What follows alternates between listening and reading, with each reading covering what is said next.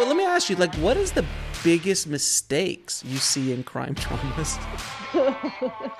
um,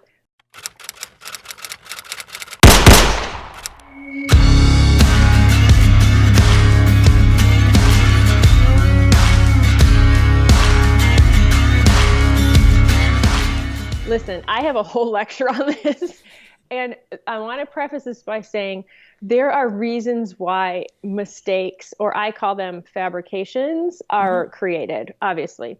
And a lot of them have to do with just the condensing of time.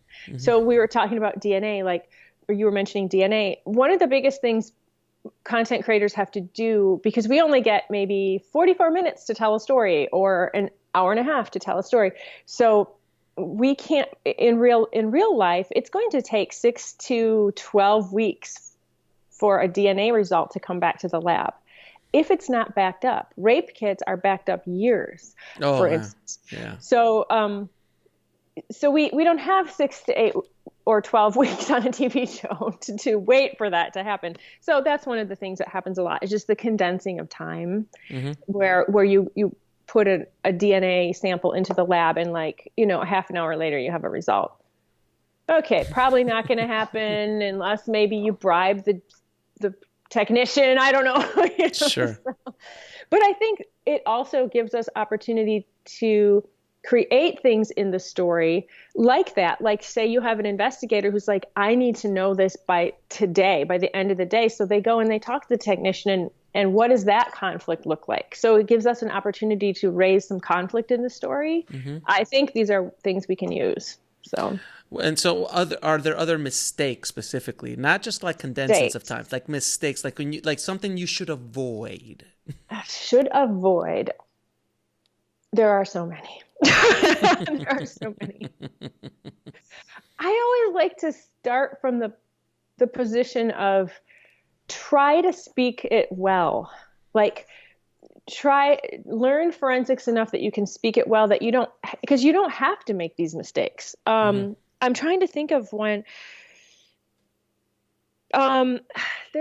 There's very much shades of gray, a lot of them. Some of it has to do with in the process of, the protocol of processing a crime scene or the protocol of getting evidence. So sometimes you'll see maybe investigators go back to the scene and they'll find a piece of evidence or see something in that scene that they didn't notice before that then they use to try to solve the crime. Okay, great. You can do that, but that piece of evidence you find after the crime scene is shut down is totally not going to be admissible in court.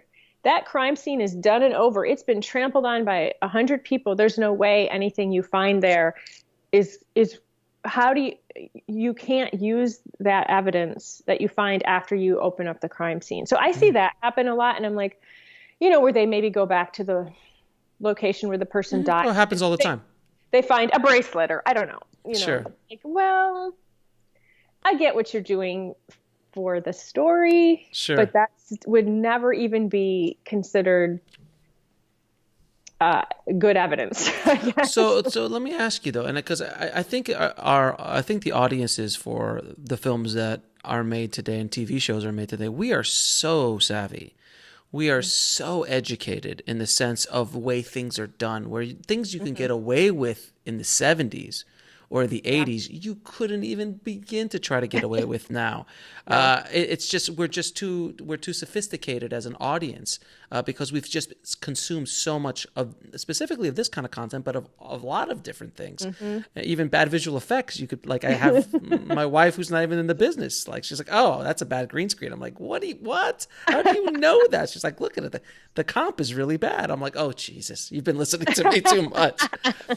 So there's so many things that's so difficult for us to get past as writers. Now you have to really know your stuff.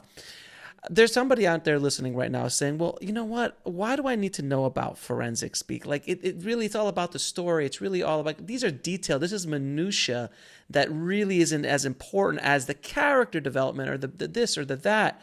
So how would you argue to the sense, and I know my answer to that, but why would you argue that to well, look, this is why this is kind of important, and it doesn't have to be exact because Right. we're telling a story. Right. But I want to hear what you say, and then if it's the same as I say, I'll just say agree. Yeah. If not, I'll have my answer. I want to hear what you have to say too. That's a great question. And I believe I'm a writer. I write film, I write TV, I write novels. I believe first and foremost, we are here to tell a great story and to entertain. And that is primarily done through character, not necessarily plotting. Plotting is important, of course, structure, plotting, very important. But what I think some of my favorite crime shows, excuse me, are the ones where the character is completely informed, the character's motivations and all that are completely informed by the investigation that they're doing. So not only are they just uncovering a crime scene and investigating it and finding justice, that's wonderful, that's a good structure, but it's how is it informing their motivations, their wounds, their strengths? How is it playing to their strengths? How is it really digging at their wounds? How is it changing them as a person? Mm-hmm. So I think that's like, first you have to get the base level right. You have to get, I always say, I love writing crime drama because it's very left brain and right brain. You have to get the trails of evidence absolutely locked tight. You have to get the plotting locked tight. You have to get that structure. But then on top of that, you have to get you have to work in this amazing story about a character who really goes from A to Z, right? Who makes this 180 arc. And the thing that's doing that for that character is the crime that they're investigating, the people that they're meeting, the victim's families, the suspects. Those are all working to change them, to transform them, to test them, to provide obstacles. So that's my answer to it, I guess. So you need to know, you need to be authentic in your crime plotting, and crime plotting has to do with trails of evidence, and trails of evidence have to do with forensic evidence. My answer to this is a little bit different, but I think it's agreed if anyone even cares. But my point of view of forensics or that kind of details, you look at a film like Titanic, which, you know, Jimmy Cameron went a little crazy on that film as far as authenticity is concerned. But there is an underlining feeling that the audience can feel when things are authentic.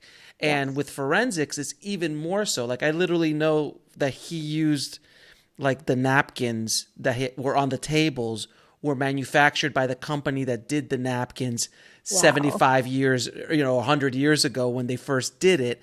Like, would you notice that? No. Would I notice that? No. But everybody else on the crew did notice that. Everyone in the crew felt that. The actors felt it, and that came right off the screen. Because you can. And I feel the same thing with forensics. Like, if I write a scene that's forensic based, and all I'm going to use is my pre-knowledge of all the shows I've written, I could probably write something that's somewhat acceptable, but will not pass the smell test.